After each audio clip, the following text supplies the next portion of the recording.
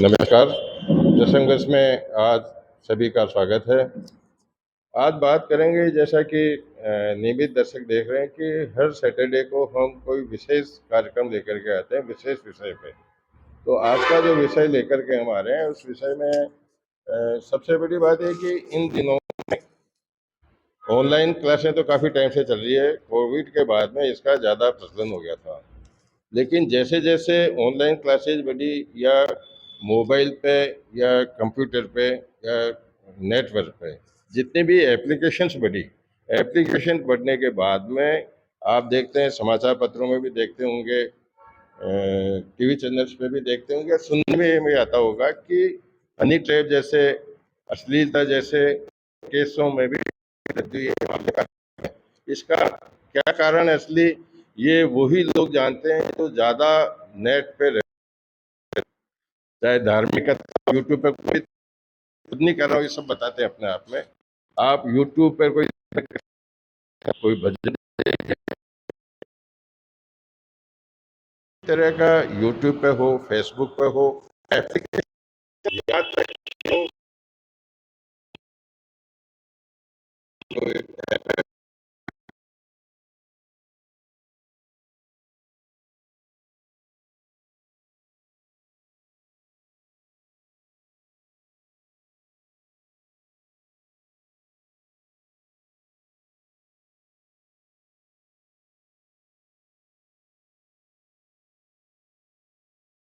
में हमारे पैनल में शामिल हैं सीनियर जर्नलिस्ट विजेंद्र जोली, जो जाने माने पत्रकार भी हैं, और इन दिनों सोशल मीडिया में इनके काफी लगभग 200 से ज़्यादा इनके व्हाट्सएप ग्रुप हैं, जिसमें ये अपने आप को प्रोजेक्ट करते रहते हैं।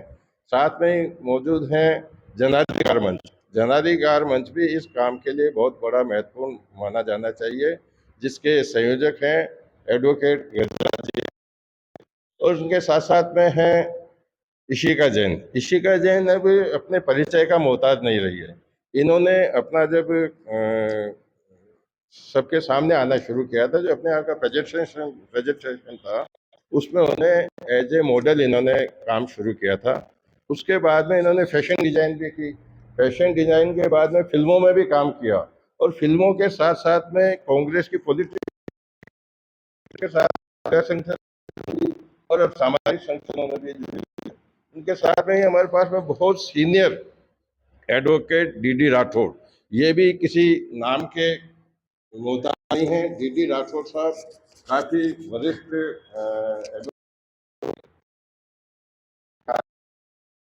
जिला में युवक भाजपा का जो युवा प्रकोष्ठ है उसके अध्यक्ष भी रहे हैं। हमारे बीच में आने वाले सुरेश के जिलाध्यक्ष हैं, वो भी हमारे सामने होंगे। लेकिन आज की चर्चा शुरू करते हैं विजेंद्र प्रजापति से। विजेंद्र प्रजापति क्योंकि सोशल मीडिया से जुड़े हैं, तो आप क्या कुछ महसूस करते हैं, इसमें क्या कुछ इसका इफेक्ट महसूस हो रहा है आपको? देखो, सुकार के साथ विकार सुनिश्चित है। कहीं भी हम अच्छाई की बात करते हैं तो उसके साइड इफेक्ट, उसकी बुराई, उसको भी हमें देख के चलना है। सोशल मीडिया निश्चित रूप से हमारे नए युग, आधुनिक युग, कंप्यूटर युग की एक विशेष क्रांति है, और इसके माध्यम से हम कहते हैं, कोई ज़माने में एक मोबाइल का विज्ञापन आता था दुनिया मुट्ठी में। हम ये कहते हैं कि आज का ज़माना दुनिया पूरा विश्व, पूरा वर्ल्ड अंगुली में आ चुका है। तो आप इसके सकारात्मक पक्ष को जब तक देखेंगे तो निश्चित रूप से विश्व को एक बहुत बड़ी देन है, और जहां इसके नकारात्मक पक्ष की हम बात करें तो ये आपकी एक जागरूकता है कि हम इसके नकारात्मक पक्ष को कितना से कितना अवॉइड कर सकें। मैं आज का जो मोबाइल अपन यूज करते हैं, निश्चित रूप से मैं कह सकता हूं कि यहाँ का पोस्ट ग्रेजुएट उसको 25% से भी ज़्यादा चलाना नहीं जानता है। और जहाँ तक आईफोन की बात है तो उसका बहुत बड़ा विस्तार है। तो सोशल मीडिया का आप उपयोग कीजिए, आपको क्या चाहिए वो एडॉप्ट करें। बहुत से वायरस आते हैं इसमें, बहुत से कुछ आते हैं, तो उसको आपको नेगलेक्ट करने की आवश्यकता है। ये जोली ने बताया जिस प्रकार से कि इन्होंने सोशल मीडिया का पक्ष किया है, लेकिन जो मूलभूत बात थी उसको इन्होंने टच नहीं किया। टच किया है अभी पूरे वर्ल्ड के अंदर एलन मस्क का नाम मशहूर है, जो माइक्रोलॉजिस्ट कंपनी के मालिक भी हैं। उन्होंने कल एक पोस्ट की है जिस पोस्ट में सोशल मीडिया को उन्होंने खतरा बताया, विशेष रूप से जो किशोर अवस्था के जो मोबाइल का यूज करने वाले, एप्लीकेशन यूज करने वाले, उनके लिए उन्हें बहुत बड़ी चेतावनी दी है। उनके परिवार वालों को उन्होंने आगाह किया है कि इसको सीमित रखा जाना चाहिए। तो दूसरे दौर में फिर जोली से बात करेंगे।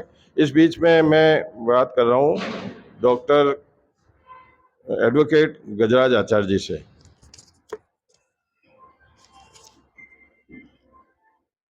नमस्कार। जो भाई साहब ने सब्जेक्ट दिया है, सोशल मीडिया पर जो साइड इफेक्ट हैं मोबाइल एप्लीकेशन और इसके गुण अवगुण दोष पर बात करने के लिए बहुत अच्छा सब्जेक्ट है, बच्चों के लिए भी और बड़ों के लिए भी। अभी जब अपन ने कोविड का देखा कि भाई कोविड में बच्चों को एजुकेशन दी जा रही थी, जो मोबाइल एप्लीकेशन के माध्यम से दी जा रही थी, और उसके बाद में बच्चों पर अपन ने जब ध्यान नहीं दिया तो अखबारों में और मीडिया पर यह भी देखा गया कि बच्चे उस एप्लीकेशन के अलावा भी कई चीज़ें देख रहे थे, वो समाज के लिए और बच्चे की मनोविज्ञान के लिए ठीक नहीं था। उस पर पेरेंट्स को विशेष करके ध्यान रखना चाहिए।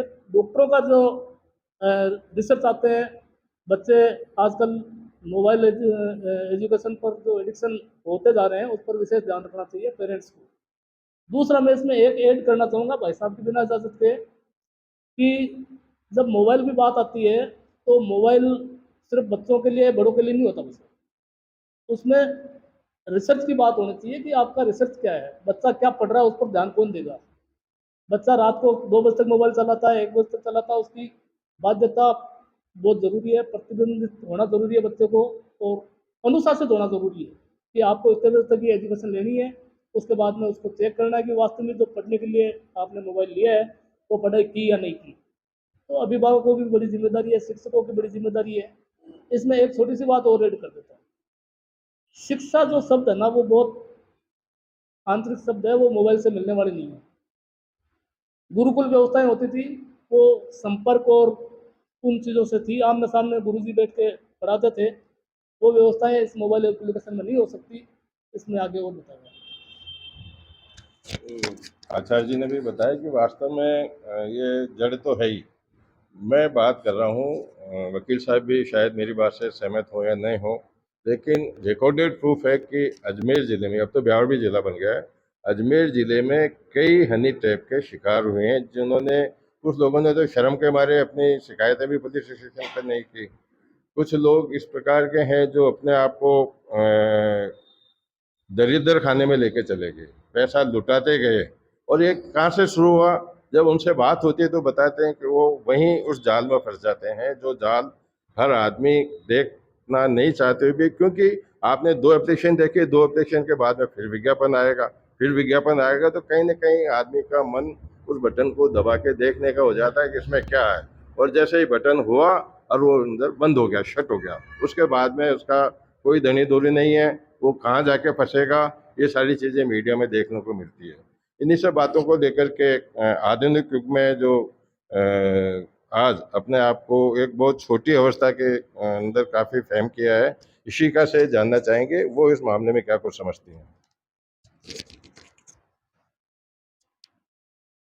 सभी को नमस्कार। जो सर ने टॉपिक लिया है उस टॉपिक पे बात होना बहुत ही ज़्यादा ज़रूरी है, क्योंकि ये जो केसेस है वो दिन ब दिन बढ़ते जा रहे हैं। और ये ज़्यादातर जो 15 साल की उम्र के जो बच्चे होते हैं वो आजकल ऐसे-ऐसे साइट्स देख रहे हैं जिनकी अभी उम्र भी नहीं है ये सब साइट्स देखने की, और ना ही वो ज़्यादा चीज़ें समझते हैं, क्योंकि उनका सारा काम ऑनलाइन हो गया है। चाहे वो गेमिंग करें, चाहे वो स्टडीज़ करें या कोई भी सोशल साइट विज़िट करें, हर एक सोशल प्लेटफ़ॉर्म पर ये चीज़ बढ़ती जा रही है। और इसको रोकना बहुत ही आवश्यक हो गया है। मतलब सबसे पहली प्रायोरिटी में सरकार को ये रोकना चाहिए, क्योंकि अभी की जो जनरेशन आई जा रही है वो इन चीज़ों में बहुत ज़्यादा इन्वॉल्व होती जा रही है। ये जो 10 से 15 18 साल तक की जो उम्र के बच्चे हैं, वो अपनी उम्र से कहीं ज़्यादा आगे निकल चुके हैं, जो कि उनके लिए बहुत ही हानिकारक भी साबित होगा आगे जाके। धन्यवाद। ये किसी का ने बताया कि वास्तव में सबसे बड़ी बात यह है ना कि आज इसका प्रचलन बढ़ क्यों रहा है, विज्ञापन क्यों आ रहे हैं ज़्यादा। विज्ञापन इसलिए तो आ रहे हैं कि उसको ग्राहक मिल रहे हैं, उनको देखने वाले ज़्यादा मिल रहे हैं। जैसा वो एक इंटेंशन लेकर के चल रहे हैं, उसी इंटेंशन को लेकर के उसको आगे फॉलो करें। अगर दुकानदार को ग्राहक नहीं मिलेगा तो वो दुकान चलेगी कैसे। लेकिन दुकान चल क्या, ये तो दुकान दौड़ रही है।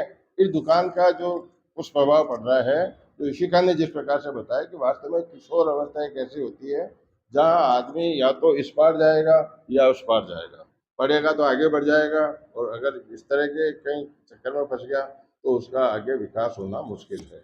लेकिन हमारे मध्य में डीडी राठौर साहब हैं, काफ़ी वरिष्ठ एडवोकेट भी रहे हैं, सामाजिक संस्थाओं से भी जुड़े हैं, राजनीतिक पार्टी से भी जुड़े हुए हैं, और क्योंकि कोर्ट परिसर में तो इस प्रकार के केस आते ही रहते हैं। तो आपका क्या इसमें मंथन में जानना चाहूँगा डॉक्टर। सभी पार्टिसिपेंट्स को प्रणाम। अभी जैसा ऋषिका जी ने बताया, मैं उसी मुद्दे पर आना चाहता हूँ कि इसके दो रूप हैं। इन्होंने बताया कि बालिग और नाबालिग। अभी आज का ही एक समाचार है, जयपुर में एक एडवोकेट माधवी शर्मा, जो हनी ट्रैप के मामलों में लिप्त थी पिछले 3-4 सालों से, और 20 मुकदमे उसने दर्ज कराए 376, 354 में। उसके बाद में हाईकोर्ट के 2 वकील अनीश दुबे और नरेश मीणा, उनको हनी ट्रैप में फंसाया, उनसे 5-5 लाख की डिमांड की। उन्होंने बार को शिकायत की। जयपुर दी बार एसोसिएशन के अध्यक्ष पवन शर्मा ने इसको संज्ञान में लिया और उसके खिलाफ 12 मुकदमे दर्ज कराए और उसको कोर्ट में पेश किया गया, और अभी वो 12 दिन के लिए न्यायिक परीक्षा में भेजी गई है। तो इसके 2 पहलू हैं।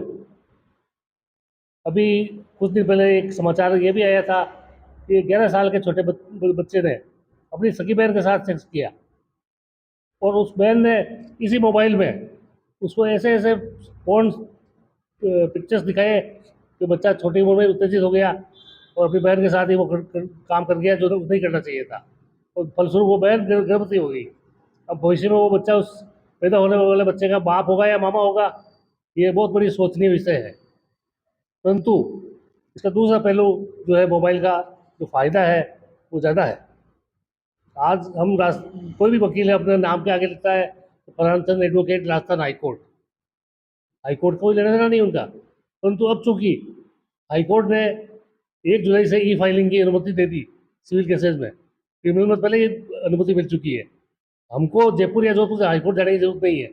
हम यहाँ से अपने किसी क्लाइंट की बेल एप्लीकेशन जरिए ईमेल जरिए व्हाट्सएप राजस्थान हाईकोर्ट की साइट पर भेज सकते हैं, उस पर बहस कर सकते हैं वीसी पे, और उससे बाकायदा ऑर्डर भी, जो पॉजिटिव नेगेटिव जो भी ऑर्डर आता है वो ऑर्डर भी हमें मिल सकता है। तो इससे वकील समुदाय को तो बहुत ज़्यादा फायदा है। जैसे अभी मांग उठ रही है कोटा में, उदयपुर में और बीकानेर में हाईकोर्ट बेंच की मांग करने की। मेरा सोचना ये है कि कोई ज़रूरत ही नहीं है। पूरे राजस्थान में हाईकोर्ट की बेंचें खुली हुई है इस मोबाइल के रूप में। आप कोई भी अपनी बेल एप्लीकेशन साइट पे जाके डाउनलोड करो, वो वहाँ एक्सेप्ट होगी, आपको टाइम दिया जाएगा, वीसी के जरिए बहस करो और अपने क्लाइंट का जो भी मुकदमा है उसकी पैरवी करो। धन्यवाद।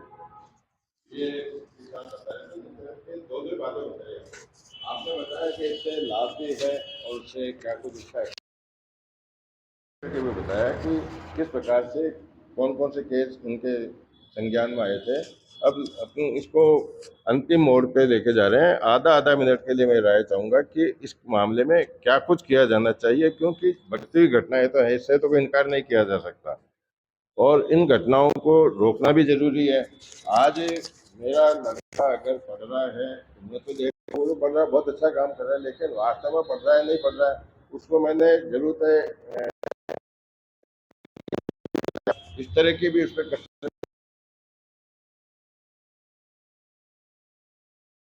कंप्यूटर पे जिस पे भी बैठता है, लैपटॉप पे बैठता है, उसको भी बीच बीच में टोकना चाहिए, उसको बुला लेना चाहिए, हाँ बेटा खाना खा ले, और तुरंत वो खाना खाने के लिए जाएगा तो लैपटॉप खुला था और वो अपने मन से उठ के जाएगा तो सबको डिलीट करके चले जाएगा, कुछ भी नहीं देखेगा। तो लास्ट दौर में चलते हैं वापस जोली के पास में। जहाँ तक वर्तमान जो सोशल मीडिया देख रहे हैं, इसमें तो केवल संस्कृति और आचरण अपना परिवर्तन आ रहा है, लेकिन आने वाला कल नहीं, आने वाला आज जो एआई तकनीक, एआई टेक्नोलॉजी आ गई है, उससे संस्कृति, आचरण और एक आदमी का भाव तक परिवर्तन हो जाएगा। एक आदमी में इतनी शक्ति आ जाएगी कि मैं इशिका के भाव चेंज करना चाहता हूँ तो मैं घर बैठे इसी के भाव चेंज कर सकता हूँ। तो आप इसे कतई ना सोचें कि हम इसको कम कर सकते हैं, हम इसके आगे से आगे बढ़ रहे हैं। और एक बहुत बड़ी खतरे की बात बताता हूँ, हमारी संस्कृति, हमारा आचरण, हमारा जीवन शैली में जो परिवर्तन आ रहा है, नाबालिग बच्चों से आ रहा है, लेकिन एआई तकनीक जो आ रही है, हमारा न्यूक्लियर सुरक्षित नहीं रहेगा। एआई किस कंट्री के पास न्यूक्लियर है, कहाँ है, कितना है, वहाँ तक पहुँच जाएगा। खतरा, हमें चिंतन उस पर भी करना चाहिए कि पूरे विश्व का जो एक संस्कृति परिवर्तन आ रही है, लेकिन कहीं भी ये इतनी बड़ी एक डेंजरस खतरनाक तकनीक आ रही है कि हमारे भाव सुरक्षित नहीं रहेंगे, हमारा न्यूक्लियर सुरक्षित नहीं रहेगा, आम आदमी सुरक्षित नहीं रहेगा। धन्यवाद जोली। ये नई टेक्निक की बात की, नई टेक्निक आने में समय लगेगा, लेकिन टेक्निक आज अच्छाई के साथ में बुराइयां भी रहती है। बुराइयों पे नियंत्रण करना बहुत जरूरी है। अच्छाई मैंने जो देखा है मेरे जीवन में, अच्छाई लोग कम ग्रहण करते हैं, बुराई की तरफ ज्यादा बढ़ते हैं। खैर ठीक है, टॉपिक को आगे बढ़ाते हुए आचार्य जी से बात करना चाहेंगे, अपनी कुछ ही शब्दों में अपनी व्याख्या प्रस्तुत करें कि आगे क्या कुछ किया जाना चाहिए। Thank you. इसमें हमारी जो भूमिका है, मतलब हम लोग जो सिविल सोसाइटी के लोग हैं, अपने एडवोकेट्स हैं, पत्रकार हैं, समाज के जनप्रतिनिधि हैं, सामाजिक संस्थाएं हैं, वो इसमें सदाचारों की जो शिक्षा हमारे बच्चे भूल गए, उसको हम आगे बढ़ा सकते हैं कैंप के माध्यम से। सामाजिक संस्कृतियों की भाई साहब विजेंद्र जी ने बात करी है कि हमारे जो धार्मिक और सामाजिक रिवाज हैं, उनकी पालना अनुशासन के रूप में, बच्चों के पालन पोषण के रूप में, परवरिश के रूप में अपन साथ में रखते हुए आगे बढ़ाएं। और तीसरा, जैसे आर्टिफिशियल इंटेलिजेंस जो आई है, उसकी जो चीज़ें हैं वो अपने मोबाइल में ऑलरेडी सबके हैं, उस पर नज़र रखनी आवश्यक है, अनुशासन आवश्यक है।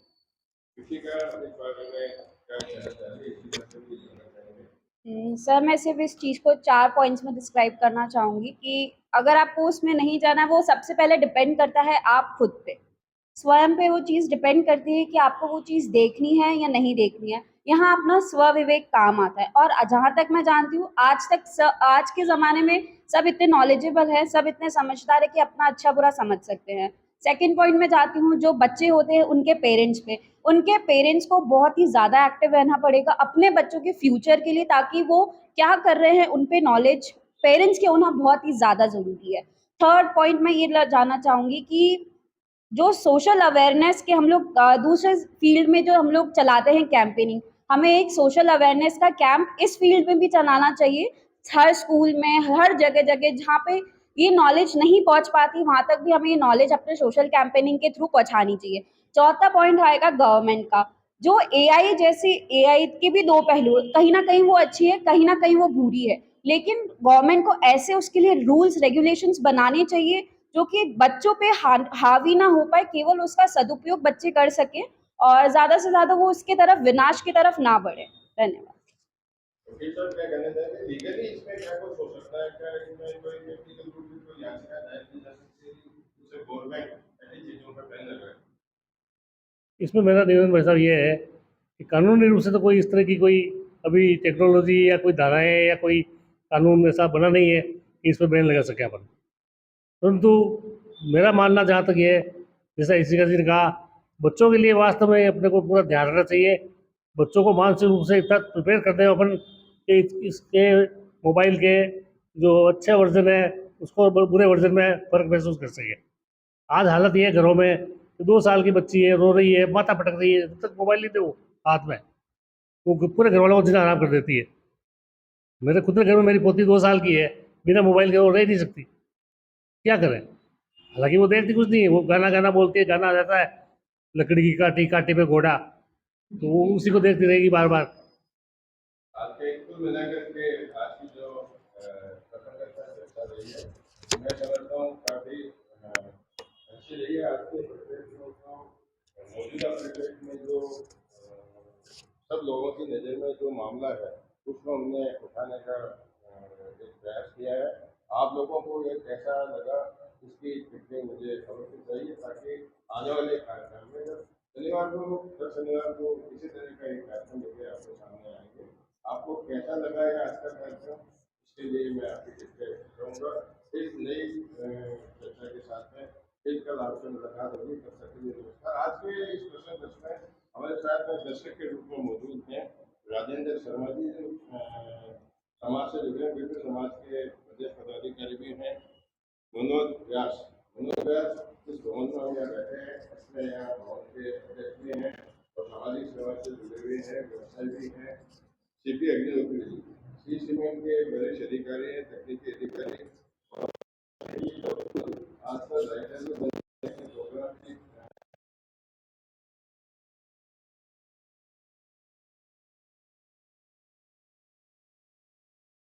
फिर नई चर्चाओं के साथ आपके सामने। Thank you.